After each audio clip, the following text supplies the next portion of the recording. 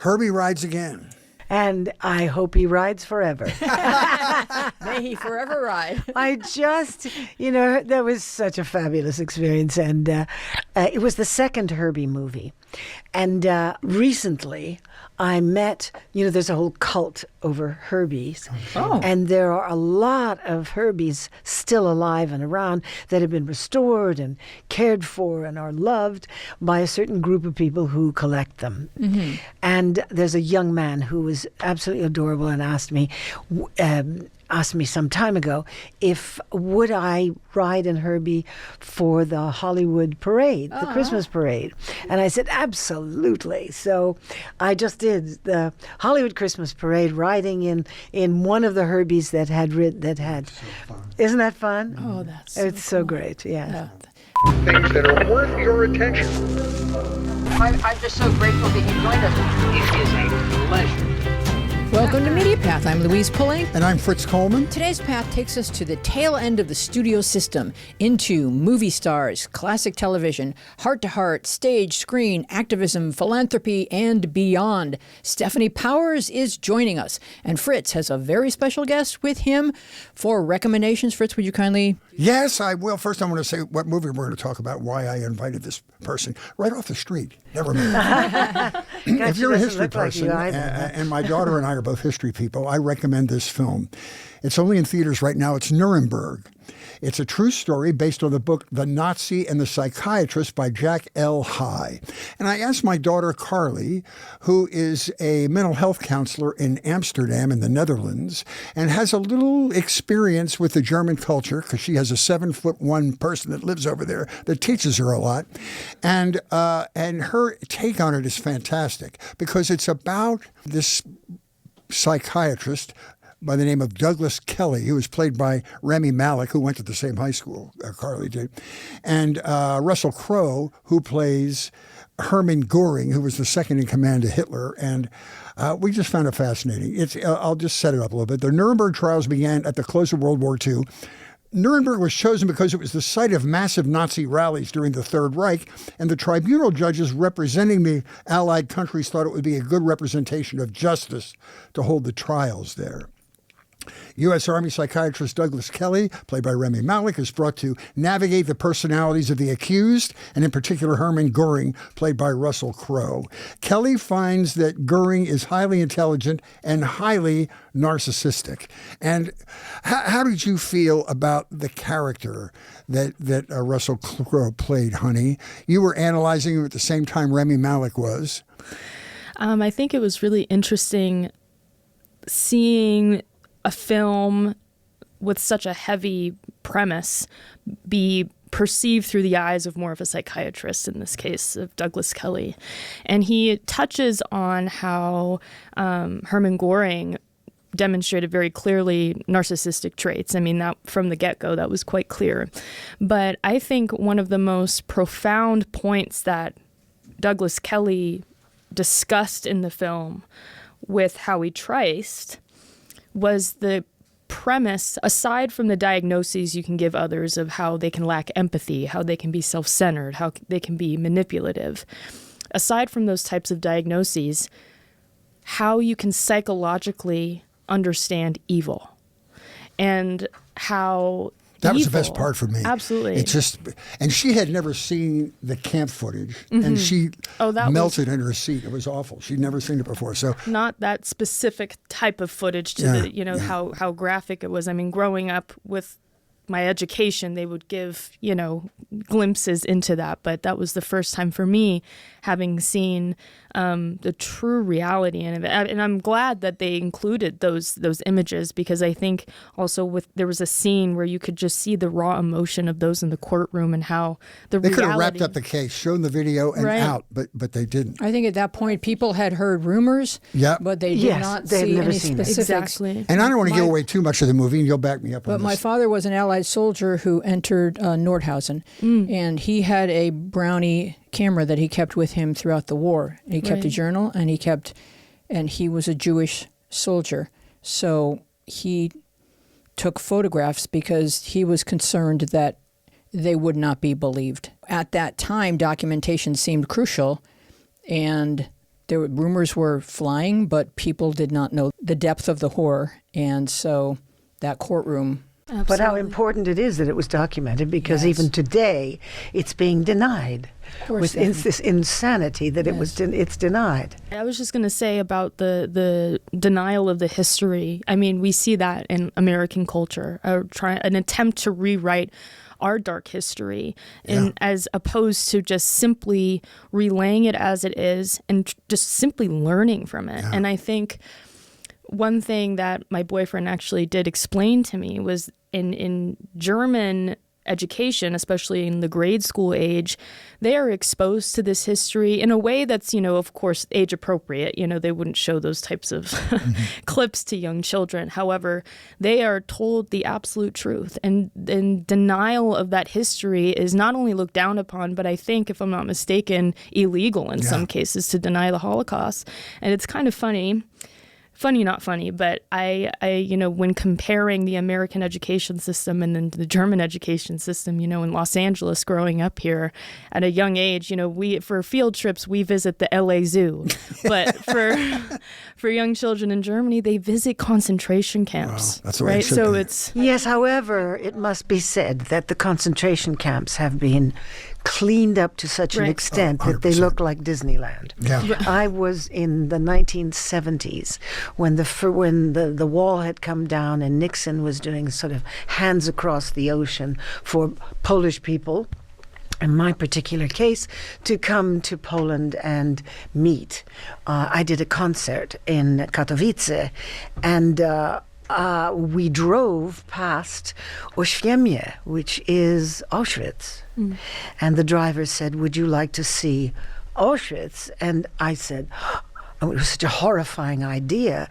Would I like to see Auschwitz? But so I said, no, I don't think so. And we went on north to what our destination was. And on the way back, he said, you really should. And what we saw, the wooden camp on the other side of the tracks from the camp that said Arbeit macht frei was still there.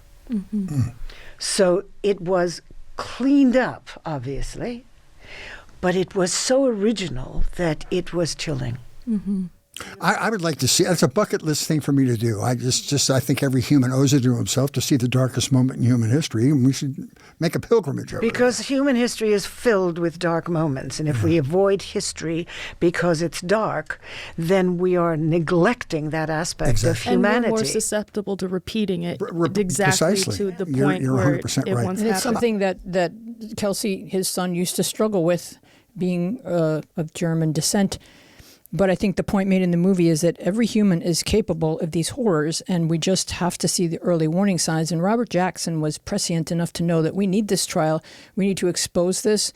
The only way to rid ourselves of a poison is to pull it out at the root. Right. So we need to expose it, and that's why German children study it, because of that trial. So he knew exactly what he was However, doing. there's a big right-wing sort of neo-Nazi groundswell of supporting Germany right now. But there is all over the world. Yeah. There is. Well, but in with all the places. German political system, it's not like the U.S. where it's quite polarized, where it's either Republican versus Democrat, and both are taking the grand stage and yelling at each other. In Germany, and I don't know the specifics of their system quite well, but from my understanding, it's set up to where there's multiple political parties, and in order to gain the majority vote and the majority support, multiple parties at some point have to come together and kind of compromise, find a middle ground, and that's where change is made. The AfD party is, I believe, the right wing kind of the radical party out there. From my understanding, although they're gaining a lot of popularity and support, they're not quite at the level that's extremely influential, where all of Germany is, worried for their political well-being. But remembering our history is crucial, because there was a multi-party system under Hitler, and he was able to consolidate power. Yeah, I don't want to take up any more time. I just want to say about this film, the fascinating part was that Goring denied knowing that there were camps that were death camps. And he said he had nothing to do with it. And then this brilliant prosecution by Michael Shannon, who was wonderful, sort of revealed that not only did he know about the death camps, he was in charge of the death camps and actually was part of the people, one of the signatories of the final solution, which was the way to do away with the Jews altogether. And that was sort of the conclusion of the film. But Carly and I discussed it for hours afterwards and just loved it. I think it's an important film. I really do. And you're right. And then last night we started watching Judgment at Nuremberg, which is exactly what you said.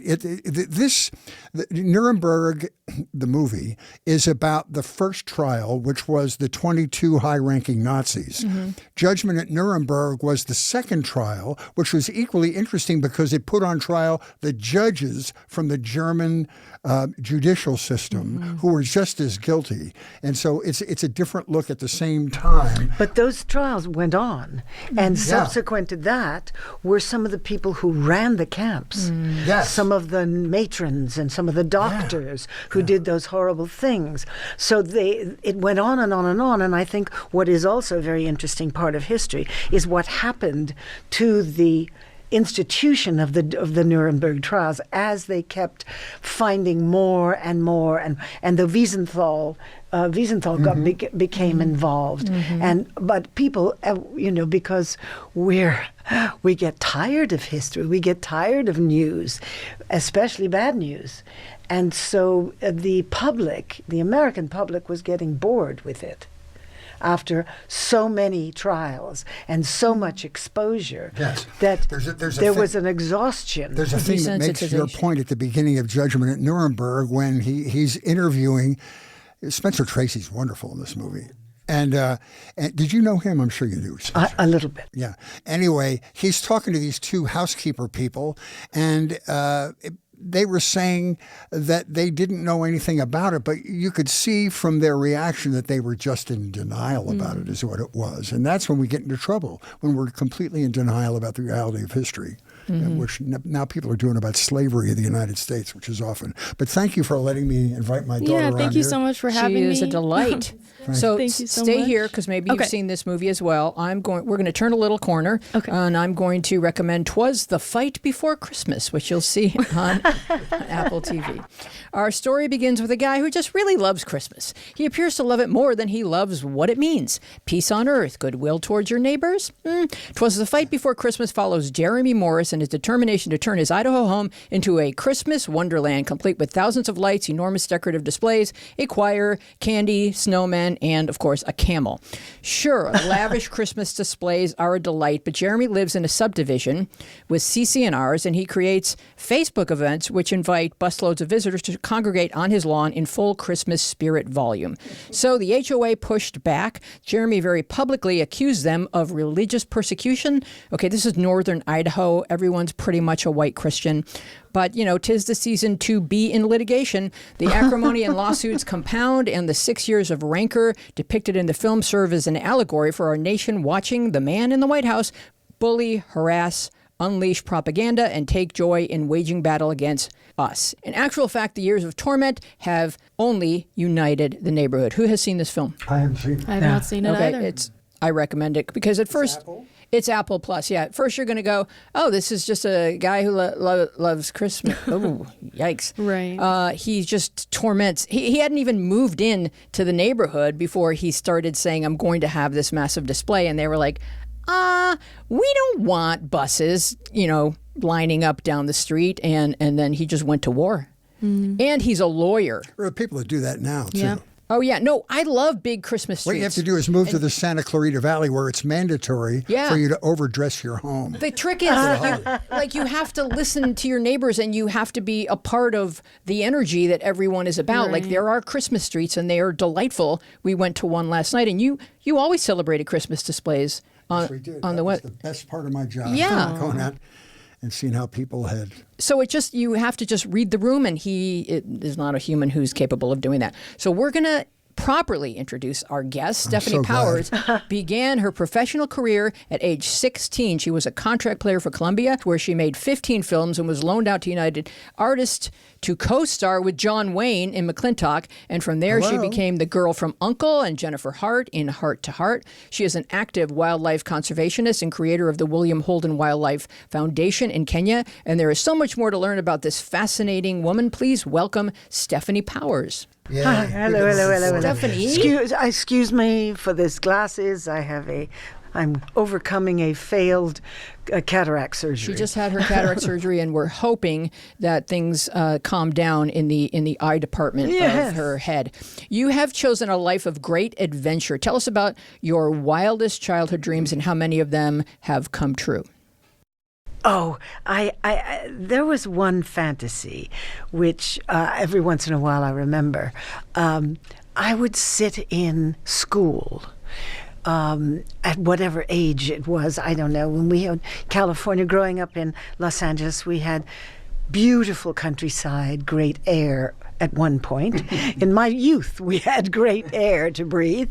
And I would look out at the mountains that had snow on them and the beautiful vistas, and I would say, if I could just get on my horse and point it in one direction, I wonder where I would wind up. Mm-hmm. And I started to make lists of things I would take on my trip.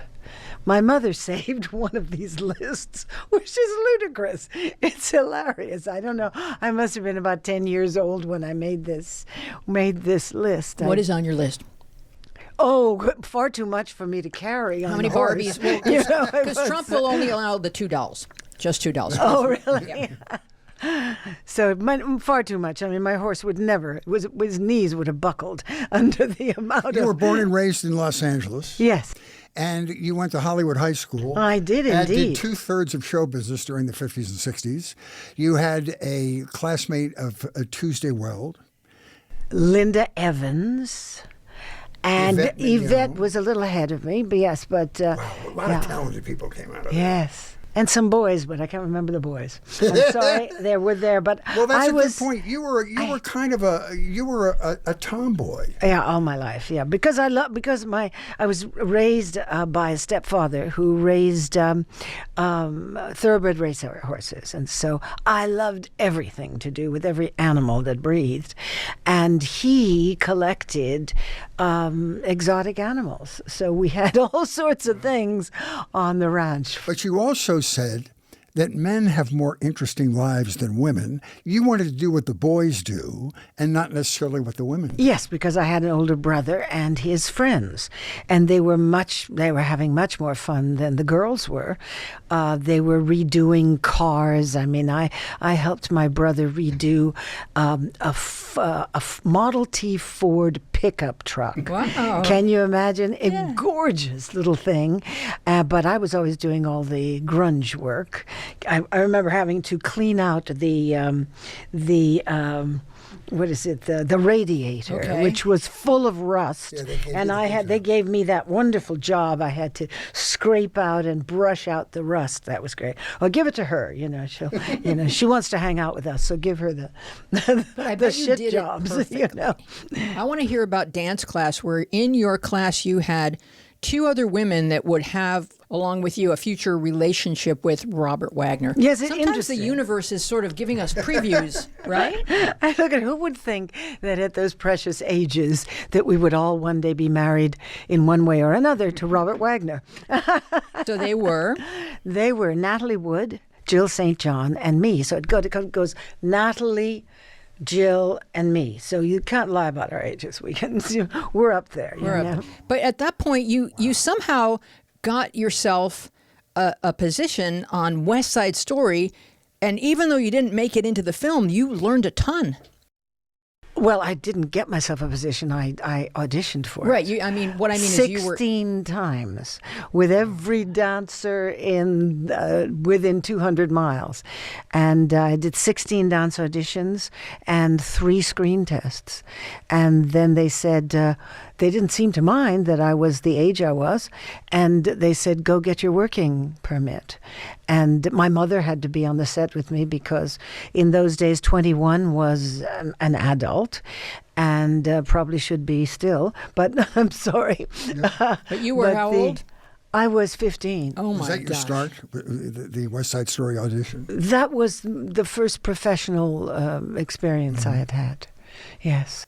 But you learned a lot, and they were putting everyone through their paces, and then they were ramping up and realizing, we can't deal with the restriction on your hours. That's right, because I was playing an insignificant role, really. I was playing one of the jet girls called Velma, and they got a girl from New York City who had done one of the productions of West Side, of which there were many productions. Her name was Carol DeAndrea. We still know each other. She eventually married Bobby Morris. Oh. To how weird and small the world was. Yes, but I eventually then did a movie with Bobby Morris for Disney, and we were all together again. Boatniks. So when they were training you guys for West Side Story, they had you listening to recordings of juvenile delinquents from New York so that you could get into character. Oh yes, because Jerome Robbins had studied acting I think he was with the Actors Studio, and he was determined to make sure that his choreography was an expression of the litany. I mean, it was an expression of what the experience was all about. So you didn't snap your finger unless you knew why. So each one of us... Was he a slave driver as a choreographer as well? I heard that he could be a tough worker. He was, yes. Mr. Robbins, yes. So... What he did was we had an hour and a half ballet class every morning, and then we separated the jets from the sharks and went into separate offices where we listened to tape recordings of JDs or juvenile delinquents in on the west side of. This was shot. It was shot where Lincoln Center is right now. Yeah, isn't that interesting? Yeah. Every time I go there, I think, this is where they shot West Side Story. Wow. And there's George, who's very much alive and a very good friend of mine. Aww. And. Oh, yeah, gorgeous, wasn't he? Look Beautiful. at that. Bing. Did you see the new version, the Steven Spielberg version, and how did you like it? Next question. It sort of reminds me of the quote that you have in your book from John Ford when you guys redid Stagecoach. Oh, yes, that was wonderful. Well, he sent the director a one-word telegram. Why? That's a little intimidating, isn't it? It is. First day of shooting. What was your first TV work? I was sold by Columbia Pictures, who owned me and my contract, and sold it to MGM to do The Girl from U.N.C.L.E. You had an interesting start to your career at Columbia and getting a Columbia contract. Describe running down the hall at Columbia. You read my book. So it was very interesting. I had done when I was fired from West Side Story, before that, I had met someone in the commissary I was introduced to, who was an actor called Tom Laughlin. You may remember him from Billy Jack. Mm-hmm. And Tom was making a movie, Loving Hands at Home, independent art film. And he liked to work with people who, especially young actors, who had not had a lot of schooling, training. He wanted to be able to mold them and shape them into whatever it was he wanted. And I was introduced to him. He was casting his next film, and he asked me to come and read for him, which I guess I did reasonably. I don't know, it was all very interesting to me and very unusual for me to do. And he cast me just about the time that I was fired from West Side Story. So I did that little movie. He had a great benefactor who was a very well-known producer called Jerry Wald, who I'm sure you've heard of. And he was, Jerry Wald was at 20th Century Fox, and he had, a great reputation, and he knew everybody in town, and he loved Tom Laughlin. So he also had the very first private home cinema that I had ever seen in those days. It was a 35 millimeter projectors with an absolutely gorgeous cinema. You had to hire somebody to come over and show the movie for you, right? Yeah, yes. Isn't that crazy? It must have been so expensive. Well, but he was a producer. He was always in production with something. So he was the studio system was still slightly intact. So there were projectionists that were attached to the studios that just took a little extra money and came and showed them. For those people that aren't completely familiar with how the studio system worked, they own you essentially for your career-wise, correct? How did that work? Well, it was an exchange, I think you can say. They gave you an opportunity, and you signed away your life for 7 years. But you received a salary every week. Well, not every week, only when I was working. Oh. And but it was a finishing school, so you learned so much about cinema itself. We were encouraged to go to the editing department, to the cinematography department. We would have, the part of the whole system was you'd get measured, for your body would get measured, and then they would create a body that was your body, and it had a name on it. So whenever they had to build, or create costumes for you, the measurements were all there. They would make the costumes on the body, and then you do the final fittings. They also made a face, so you'd get a plaster of Paris mold of your face. You had wigs. You had all of the apparatus that we possibly could use for the character roles, which, of course, unfortunately, I was never allowed to do. And you weren't allowed to work outside of your contract at Columbia, correct? They could loan you out if they wanted to. But That's right. And they did. They would get a separate amount of money, and I would continue to get the money that I... But I was, I was young and living at home, so it wasn't that much of a struggle for me. And you were loaned out to do McLintock, and that's where you met Patrick Wayne, with whom you're about to perform Love Letters. Yes. I'm having breakfast with him Saturday morning. Are you really? Been a friend for many years. Oh, he's adorable. It's really nice to reconnect with Patrick, The working for the Waynes was like entering into a special club, and once you got into that family, you were just included. You were engulfed in all of their realities, and a lot of their realities stemmed from the familial sensibilities that were created by John Ford, who always liked to work with the same people, whether it was the costumer or the makeup artist or the Indians. There were the John Ford Indians. They were from Kanab, Utah. We had the John Ford Indians on McLintock. Was very powerful in Hollywood, and I didn't realize how powerful until I saw Trumbo, the Dalton Trumbo movie, and saw he had the ability to make or break careers simply by telling Hedda Hopper who he didn't like, and then she would torpedo this guy in one of her columns. Who was this, Ford or? John Wayne. Yeah, he was very powerful. He was in the conservative, obviously, and he was very powerful, and he could make things happen against and for people in Hollywood. But I had no idea until I saw it was a very black time, let's face it. Everybody was paranoid, and everybody wanted to be seen to be on the right side of the law, as it were. And a lot of people said a lot of stupid things. And some people said some great things, like Lionel Stander, who stated the realities of the case and was blackballed. And I had the joy of working with Lionel later on, but then so was Dalton Trumbo. And I asked my mother, who was around Hollywood in those days, and I said, listen, were you ever exposed to any of this, this witch hunt or any of the what would you call it? McCarthyism. The McCarthyism. Red Scare. McCarthyism. And she said, well, yes, she said she had a lot of friends who were artists, and they would have these salons. Some people still have them. People get together and discuss things and do things. And so it was always interesting if they were going to talk about things that were not, out of the ordinary. But she said suddenly started to appear this particular group of people who all started to speak about things in a certain way.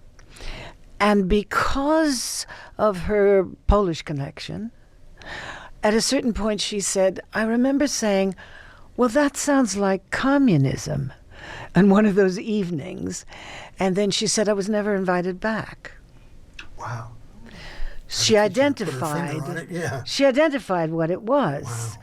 And so there was, people were drinking the Kool-Aid because they were thinking, oh, well, this is intellectual pursuit. Mm-hmm. And I think a lot of people got involved in it because they wanted to think of themselves as being intellectuals and didn't really understand what was being proselytized. Well, really, I feel like young people are always sort of processing options. What would be a better way to do things? And so we may repeat mistakes that maybe look good on paper, but in practice, communism, it invites corruption and it pits neighbors against each other, and we know it's disastrous. Well, Marx never thought that anybody was going to actually believe what he talked about. Oh, really? No, he'd written that. He wrote that. He was surprised that anybody would embrace these philosophies. And, of course, they did, and still do. And you have to set the tone of what America was like at that time. It was after the Depression. People thought that capitalism was a failed economic model, and they were looking for alternatives. Well, it's the same reason Hitler rose to power. Yes. Because after the First World War, the punitive the Allies had nobody to blame but themselves for That's that. right. The contracts that were made in a punitive way so that they would never rise again, the Germans would never rise again, which of course they did, forced them to embrace all sorts of alternative thought processes. But there's a huge difference between a philosophical discussion and attempting to overthrow a government. Yeah. So I want to move on to the 60s a little bit, because you also got adopted by Dean Martin's family, where a young Bobby Kennedy walked into the room one night. Yes. Can you tell us that story? Oh, well, I used to play tennis with Dino and the Martins, and they were just a great family, and their house was always open to everybody, and I was relatively the same generation as their kids. And one night I knew I made the grade when I was invited to one of the parties, and the guest one of the principal guests was supposed to be John F. Kennedy, but something happened and he didn't arrive. But the whole Rat Pack, everybody was there, and Bobby was there.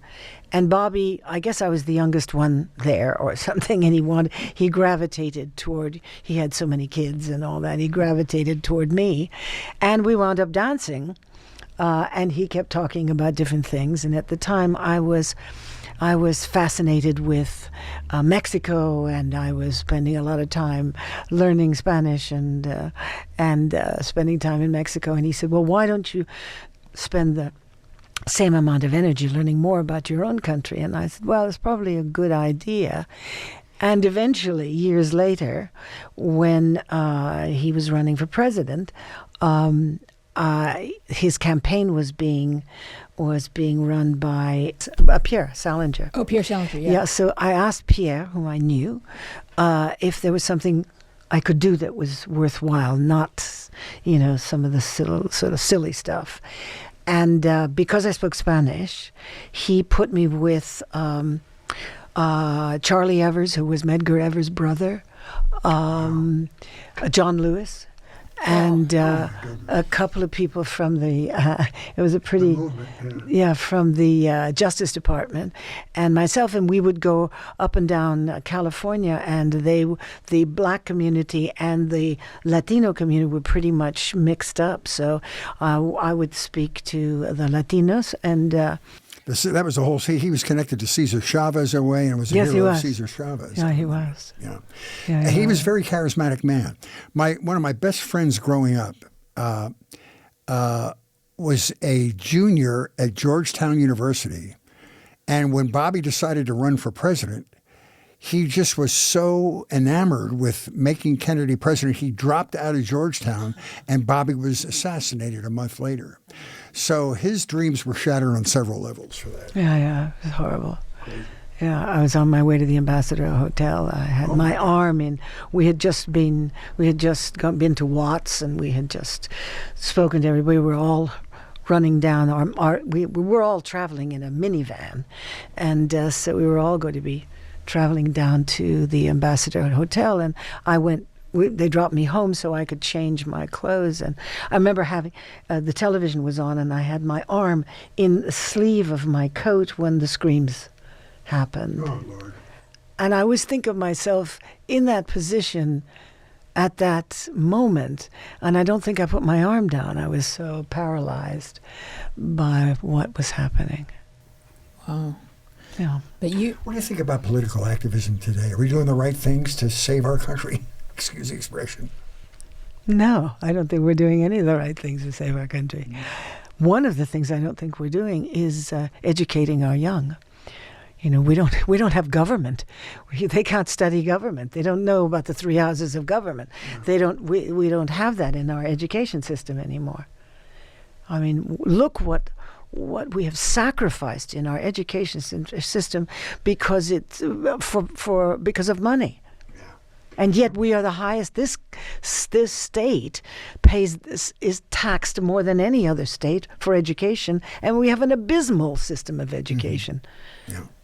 And all the important things are being cut. Yes, History, and we were talking about this. Government.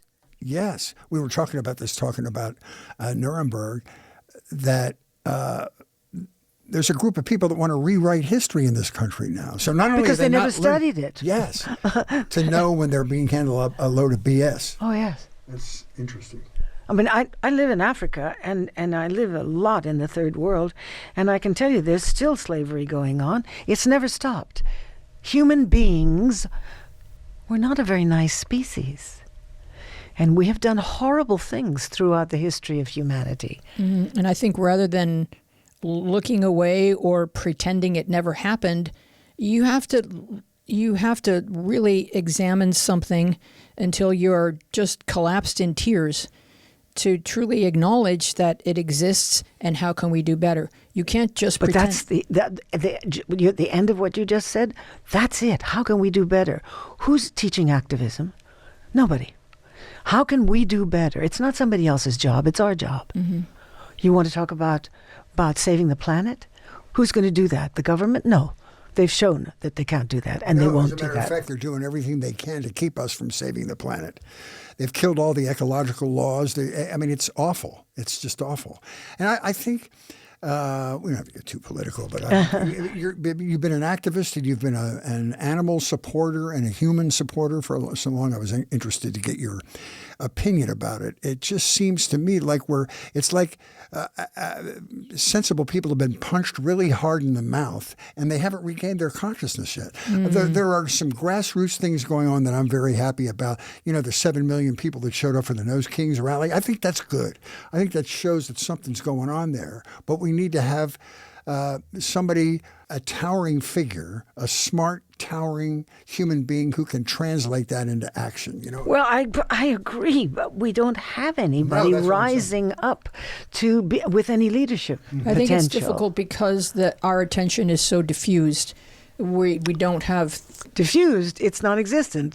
Our attention span is non-existent. But we're all looking in different directions, and Well, one person I admire is Rachel Maddow, because she starts every show by illustrating with video what people are doing that is clever, creative, innovative, and groundbreaking in all these cities around the country, the different ways that people are resisting and sticking up for their neighbors and putting their own lives on the line for their neighbors. So there is inspiring work that's happening. It's just... it gets diffused. Right. And these things, these things, these addendums that we have there that we can't seem to get rid of on our hands. Yes, they're there. Tell us about how... I'll tell you a little. I can't say it on the air. Yes, I can. All right. So they said, did you know that the cell phone has replaced the penis as the number one manual device? I love it. That's fantastic. Yeah, manipulated more times per day than the previous. I know we have to talk about Heart to Heart, but I have to go ahead. Well, I just have this one story that I wanted you to tell about how Elizabeth Taylor and Ava Gardner comforted you after your divorce at Roddy McDowell's. During it, actually, it was. Yeah, they were.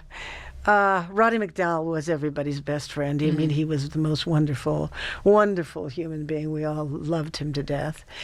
And he had grown up with Elizabeth Taylor, and in that entire system of the star machine at MGM.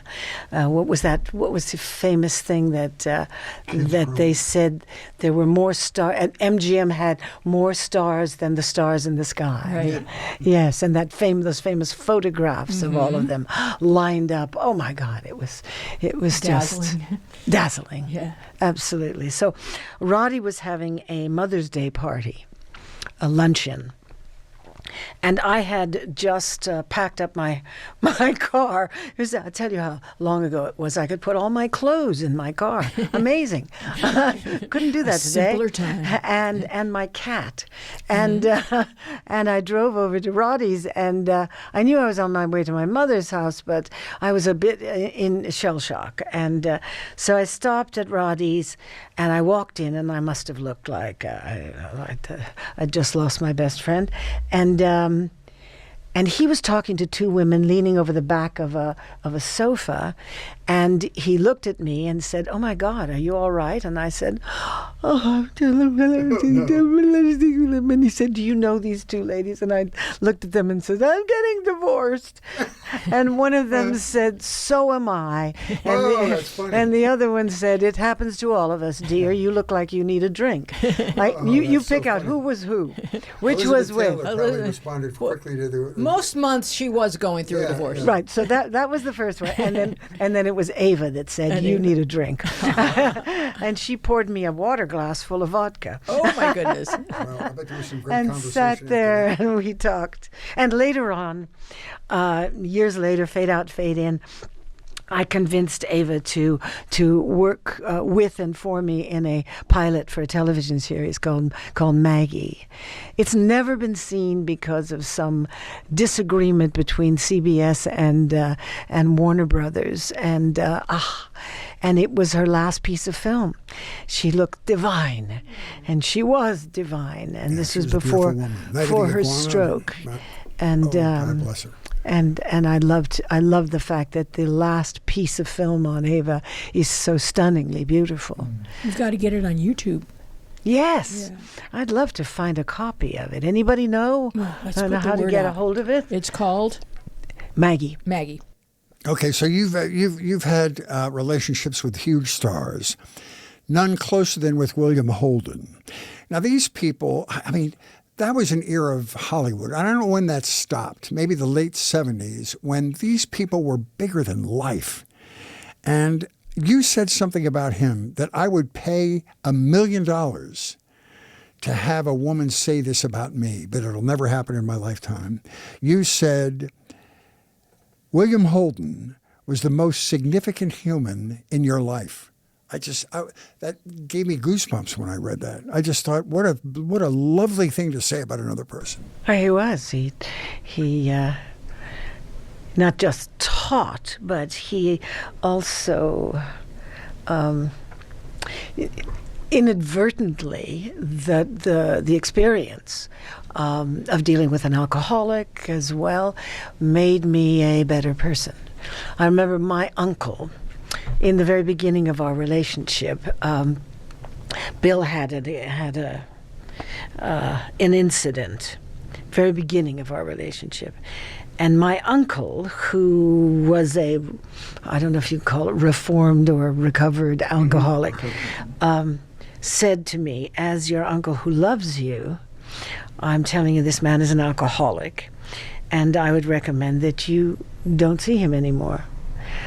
But if you decide to do that, if you decide to carry on, you will learn more about being a human being than you ever thought possible. And that was true. Well, he's a brilliant actor. Sunset Boulevard, for starters, all the way up through Paddy Chayefsky's masterwork, which was Network. And did you see the Paddy Chayefsky documentary? Yes, I did. And it made me appreciate Bill's brilliance watching that, because they sort of dissected the dialogue moments, these intense dialogue moments he had with Faye Dunaway. Oh, and also with that wonderful that great actress actor that came in there. who plays his wife. Oh, yeah, she was great. She got an Oscar. She got an Oscar. Yeah.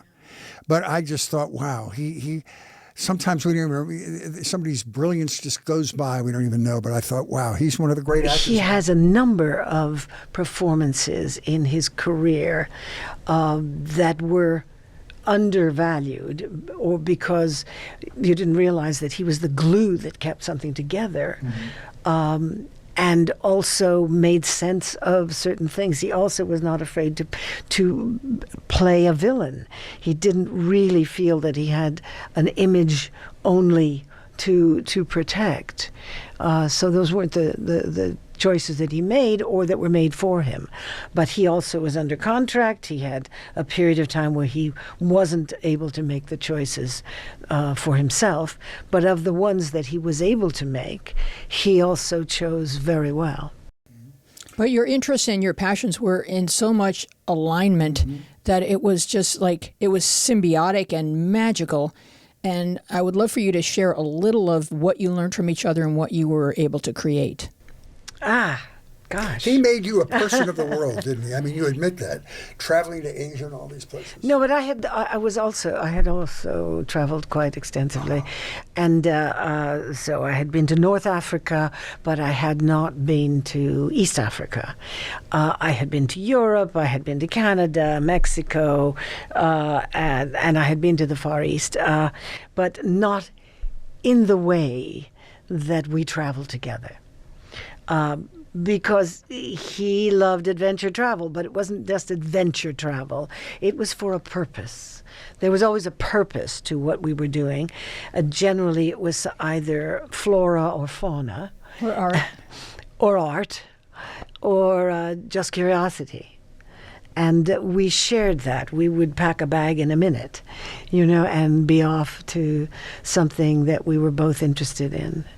And that was magical, and it was a great joy. And he had so much experience in certain parts of the world, because he was traveling around after the Second World War and in the Second World War.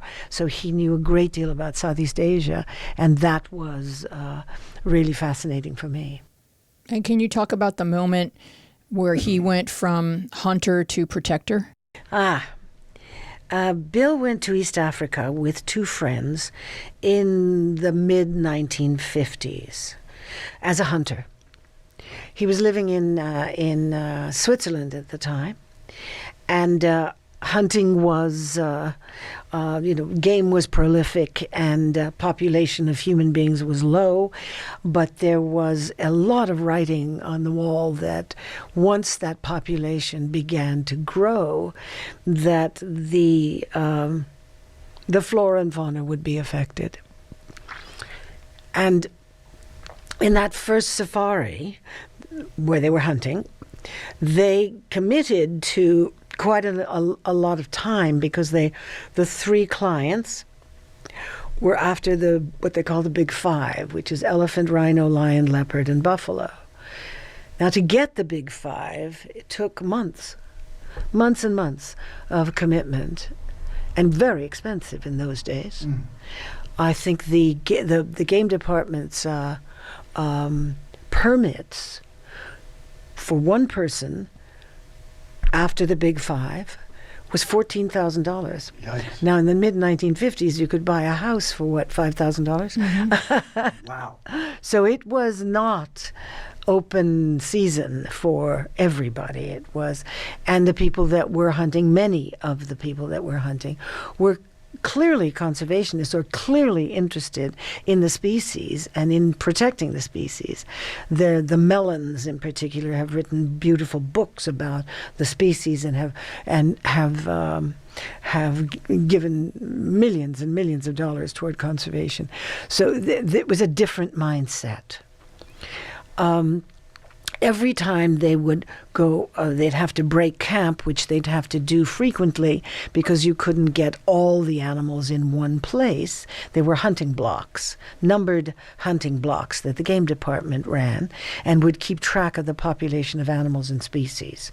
So every once in a while, you would have to break camp, and the clients would go somewhere and repair themselves while the camp was being dismantled and reassembled in the other part of the country.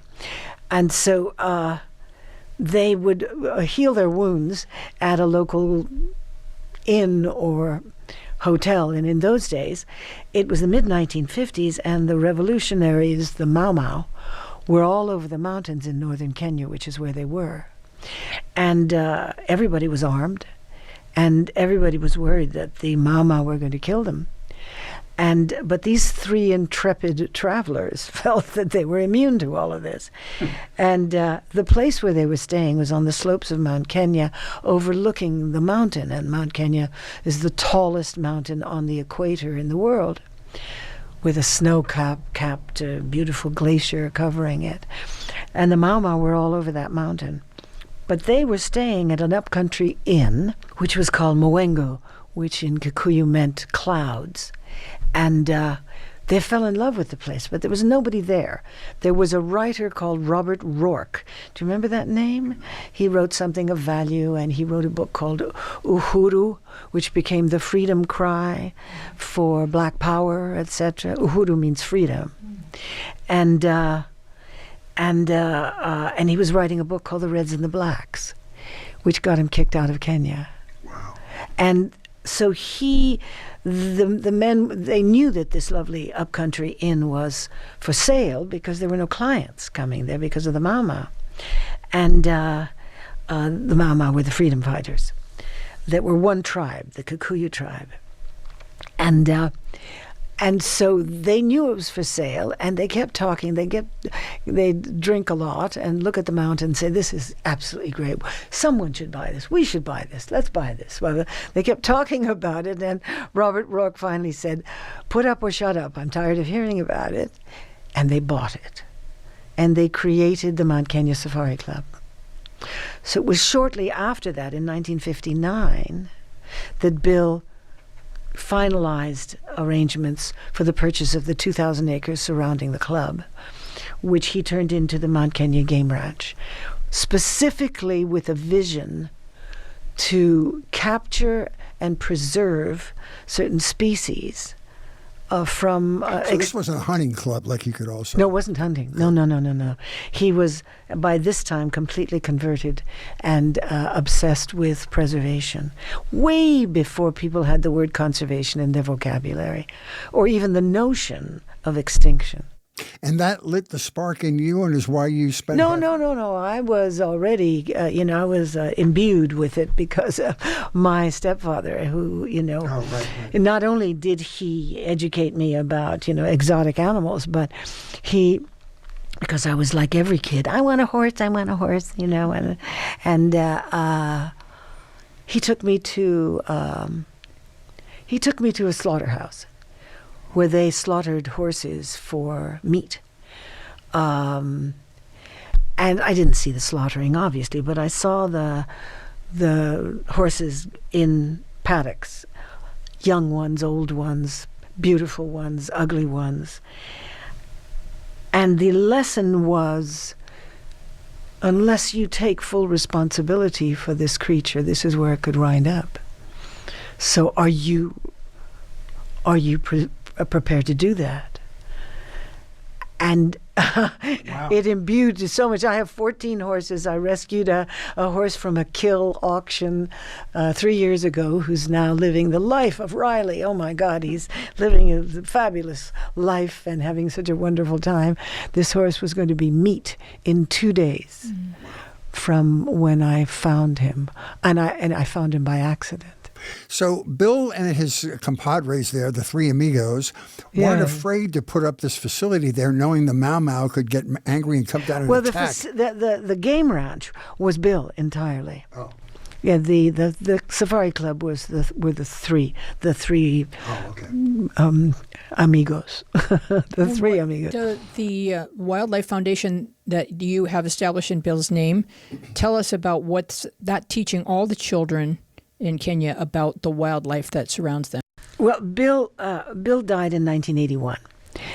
He always wanted to build an education center for local people, local children, local young people, local adults, so that the ongoing preservation that was ongoing at the Mount Kenya Game Ranch would be backed up by an education program. So in 1981, I filed for a 501c3 status as a public charity. And with the help of a lot of people, it got passed. So in 1982, we were a bona fide 501c3 tax-deductible public charity. The William Holden Wildlife Foundation, whose how did the country? I'll just finish. Whose mission statement is filed with the IRS, and it's wildlife conservation through education and alternatives to habitat destruction. The two companion issues. If you preserve something, you've got to have a place for it to live and exist. Mm-hmm. So both work in concert. And we're now, we have been serving for many, many years, and last year our numbers jumped. We serve between 10 and 14,000 students a year who come to us for free to our main education center. And we have an outreach program in rural areas which are generally very impoverished, tribal, impoverished. And we build schools and we install programs. Are you subsidized by the country of Kenya, or is it all private donations? Or? Private donations. Wow. And me.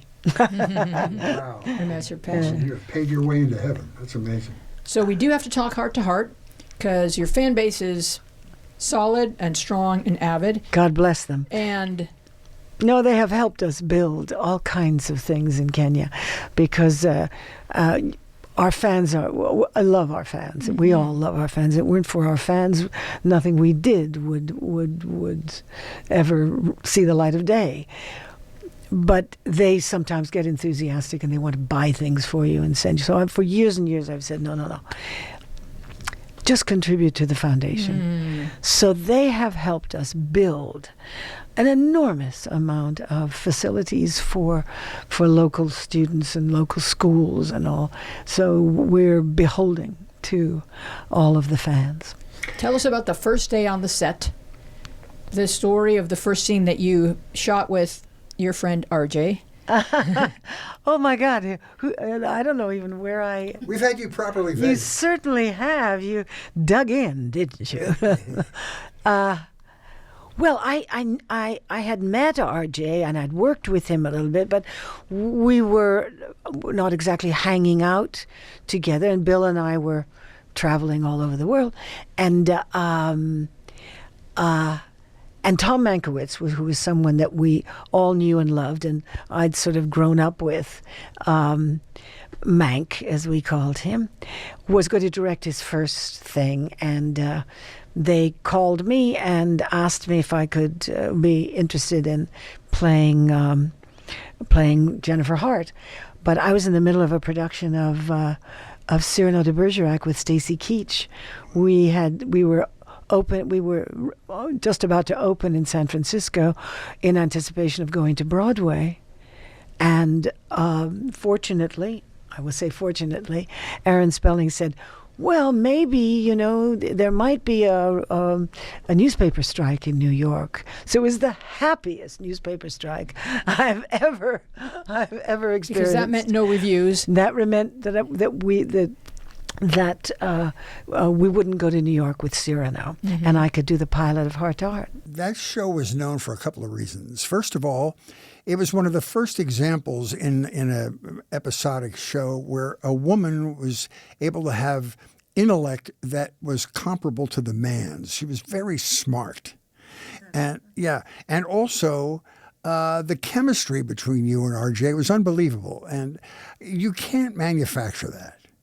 You know what I mean? That has to be. That's nothing. That's but RJ, I have to give a lot of credit to him because, first of all, he was my champion. Secondly, he is a generous person, generous of spirit, and as an actor, it's you're only as good as the company you keep, and also it's a tennis match. You have to hit the ball back to somebody. A lot of actors today don't do that. They're concerned about themselves.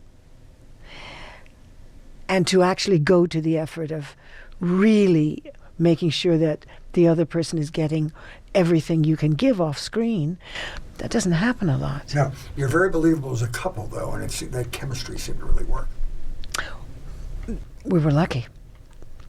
We were really lucky. You were talented. Well, you both have to be willing to contribute to the whole, because what it is a show about a relationship. Yeah. You were together working on the show, and you had both lost your people 2 weeks apart. Yes. Can you talk about how the show helped you through that, or how that process helped you? Well, I think we were both we were paralyzed by both events. I was paralyzed by both events because, first of all, they came right on top of each other. And we had more shows to do. We were committed. And we had 75 people employed by that show. What were we going to do? Stop doing it? Put everybody out of business and out of employment? And both of us had been raised in the studio system where you got on with it. You did the job. And so we agreed that we would carry on. And I think we supported each other. I think that was... a nice combination. We got to talk about love letters. You're going to do that at my home space, the El Portal Theater in North Hollywood. When you say it's your home space, what do you mean? I have a residency there in the Marilyn Monroe Forum. And I've been there for 2 years doing my show, and we just got extended for another year, which I'm ecstatic about. But I love that space. And you're in on the Debbie Reynolds stage, which is going to be fantastic. And what is the date? Help me, Weezy. 11th of January. Yes. You can go to elportaltheater.com for tickets. It's a matinee, so if you're putting this on your calendar right now, it's 1 p.m. It's a matinee, so make sure... You and Pat Wayne, that'll be fantastic. Make sure you've had something to eat before you come in, because we don't want to hear you unwrapping your candies. And so that's going to... You've done... take some tissue, some Kleenex. And yes, it is. It's a beautiful piece. And you've done it with RJ, and you did it for years, the two of you. I think almost you 500 times. Like everyone, if you've seen love letters starring this person and this person who have an association, it's usually they put two people together that are like a great fit. But you guys premiered it, right? No, we didn't premiere it, but we played it. I think more than any other couple, and in extraordinary venues. I mean, we played. We opened it in London, in Australia, in Canada, but we played huge theaters, and we played the Chicago Theater, which has 3,000 seats. Wow. This funny, tiny little show. So, of course, it was no longer something you read. It was, we would read the letters by performing them, by pronouncing them. And then when the other person was reading the letter, we could put our heads down if we wanted to. So you are off book, which very few people are on love letters, right? Well, it happens very quickly because A.R. Gurney wrote such a gift to actors. It's such a wonderful play. And Fritz has performed it with Kelly Lang. Oh, have you? I did it as a fundraiser for the Simon Wiesenthal. No, what's the high school up there on Mulholland Drive? We did it as a benefit. Stephen S. Wise. Stephen Wise, yes. Yes, Stephen Wise Temple. Yeah. Well, we're going to close with a little game that we have, and it's called IMDb fun, Roulette. Ah, Are you willing to play? Sure. You have 119. You have 119 IMDb credits. Well, he does too. They're on printout that I've sent you via the email. 119 credits, Stephanie, and we're going to say the name of one of your credits, and you can tell us what you remember about the experience, and if you're able, who you played. Or, of course, we have to begin with Tammy, Tell Me True. oh dear. That was just a kind of an audition. It was Ross Hunter wanted to put some people under contract. So rather than testing them, he gave them parts in this movie. So it was all very interesting. And we all played these silly roles. And I met Sandra Dee, who was a very big star to all of our generation. And that's all I remember. And Bobby Darin was kind of... No, he wasn't in that one. Okay. It was later on that Columbia loaned me to what was it, Universal or Warner Brothers? No, it was Warner Brothers, I think, to play the femme fatale, so to speak. I hear the show about him on Broadway is one of the best shows on Broadway. That's what I hear. Yeah. But so that was something that was part of a Columbia contract. Okay, Fritz, what do you got? Die, my darling. Oh, yes. We want Tallulah's stories. Oh, you won't. They're X-rated. I know they are, but they... Okay. Well, whatever you choose to share. I loved her. She was mad. And, there was a play which was written about an incident that occurred in that production or after that production, where there was a one line of dialogue that had to be dubbed, which is also sometimes called looping. Was that the play with Valerie Harper? Yes. It was so good, I saw it. Okay, so Valerie, I was offered to me first. Obviously, for obvious reasons, because I had done Die My Darling with her. Okay. I thought that the play needed a little bit of this and that with the other character that was in it, who never had a chance to reveal his story or whatever. It was just, and rather than make it just something that was, where somebody is imitating Tallulah, and there should have been more meat on it. So naturally, the writer didn't like my notes, and he gave it to Valerie. And Valerie called me and said, and we knew each other. We'd both had lung cancer. Same doctor, same surgery, practically the same room. Oh. And How long ago was this? oh God, it's years ago. Wow. I don't remember. Yeah, I've had cancer 4 times. So Valerie and I used to see each other when we were being treated for, the post-cancer things. And that sort of bonded us. So she called me and said, why did you turn this down? I mentioned what she said, okay, but we're going to go on tour and we'll fix it on the road. Well, that's always a kind of excuse, and very few times does anything get fixed on the road. But it got fixed enough, but not enough. And so when Valerie opened, she was wonderful, but the play was lacking, and it lasted for 6 weeks. So I went to see it, and when Valerie closed, just before it closed, we had dinner, and I said, listen, you're going to be able to do this forever and ever and ever, whenever you want to, because you can mount it and do it wherever, and everybody loves you, and you're wonderful in it. And fade out, fade in. It was some months later, I got a phone call from Valerie saying, my cancer has spread, it's gone to my brain, and we've committed to a tour of Looped. The play was called Looped. And if we don't meet that commitment, we're going to lose a fortune. Would you do it? And of course, I loved Valerie, and I had absolutely no. Say no to that. You can't. So I said yes. It didn't even occur to me that I had 6 days to learn the play. Wow. Wow. So I went to New York and had 6 days, and I guess 7 days later, we opened in Fort Lauderdale. But did it help you that you knew Tallulah, and so that you could honor her with not with the parody, but with her essence? Well, I don't know if I honored her. I mean, only she would tell me. But I certainly tried to emulate her, but she was quite a lady. She was quite a dame. Yeah. It Takes a Thief. Oh, RJ. Yes, that was the series he was doing. And once again, you work with people and you think, oh, God, this is a totally pleasant situation and how wonderful. Never imagining that years later we might actually be more involved. The universe gives us previews. Isn't that nice? Mod Squad. Oh gosh!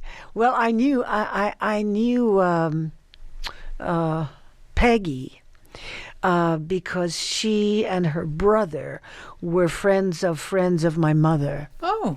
I mean, her parents and my mother, and so it was a small world. And Peggy, interestingly enough, Peggy wanted to learn more about being in show business and all this.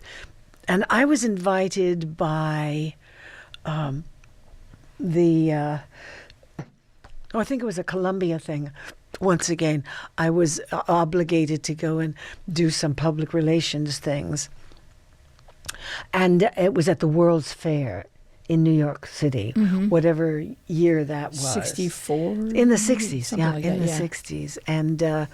And so I asked Peggy to come with me. Oh. She wanted to go. I said, I need a companion. I want to go. So we sort of bonded over that experience. And Okay. What do you got? Herby rides again. And I hope he rides forever. May he forever ride. I just, that was such a fabulous experience. And it was the second Herby movie. And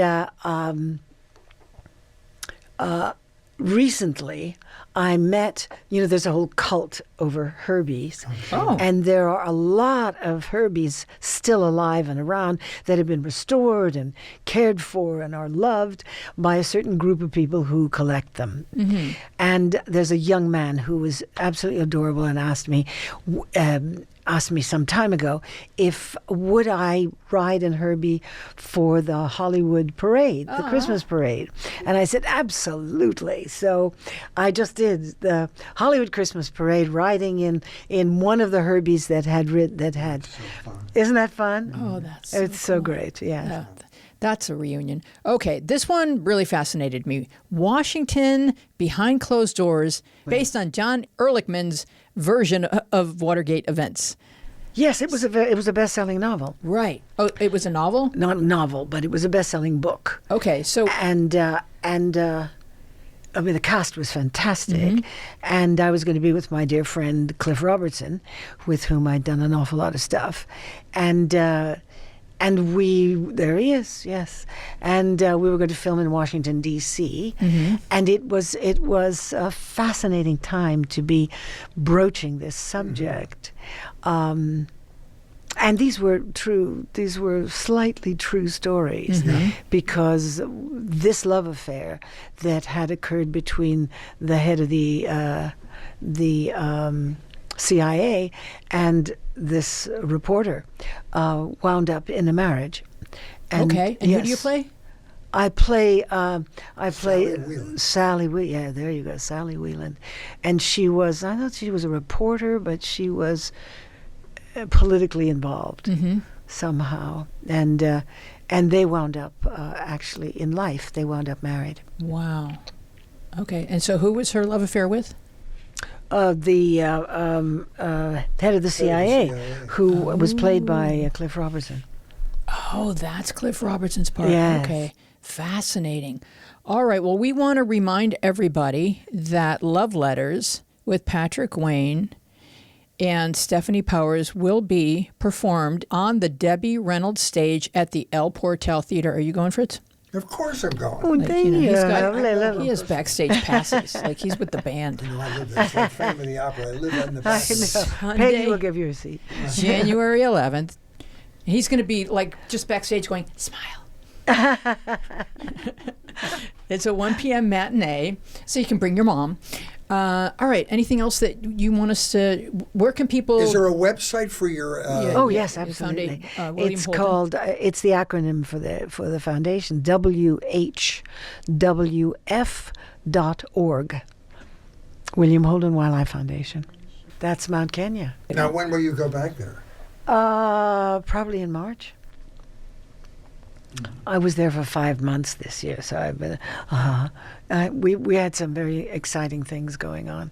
Our first partnership, the second half of our mission statement is habitat, dealing with habitat loss, which is largely from poor agriculture. In fact, the whole of Drought and all that stuff. well, the whole of climate change is to do with overexploitation of agriculture and land, and not putting back enough to keep biodiversity alive. So how do we do that?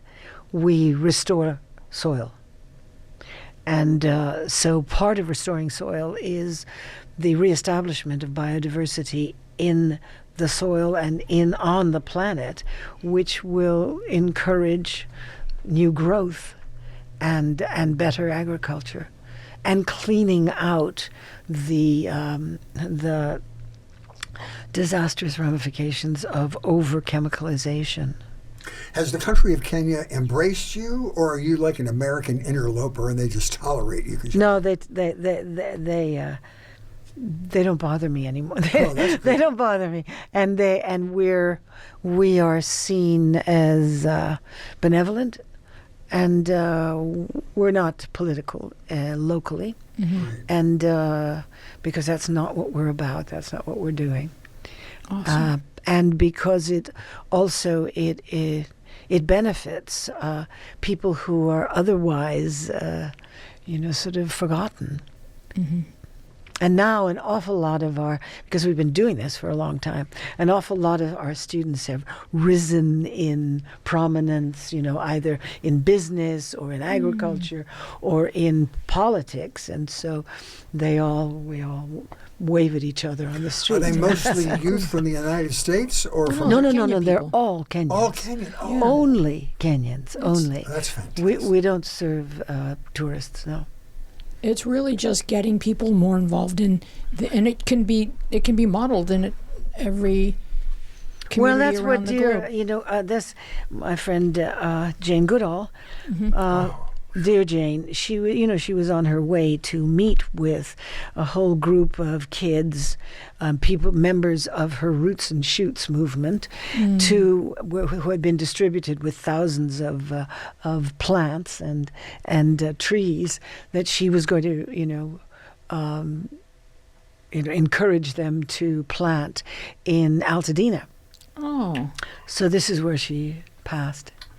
Whoa. She was an amazing force, that lady. What a blessing. Yeah, All right, here she come was. our closing credits. We want to thank our wonderful guest, Stefanie Powers, and Fritz, your daughter, Carly Coleman. Carly Coleman, Our- Coleman. If there are any show business offers, you can funnel them through me. Yeah, you can follow her on She's the too sane to be in this Instagram business. because she's definitely living that exciting international life that modeled by our own Stefanie Powers. Our team includes producer Dina Friedman, John Maddox, Mason Brown, Raf Rusak, Jordan Reyes, Haley Freight, and you. Our theme music is by me and John Maddox. I'm Louise Planker, here with Fritz Coleman and Stefanie Powers. Be well and wise, take good care of each other, and we will see you along the media path. That was so fun. That's great. Yeah, that's You should terrific. have your own salon. You have great opinions yeah. about so many things. It was just wonderful to talk to you. Oh, darling, thank you.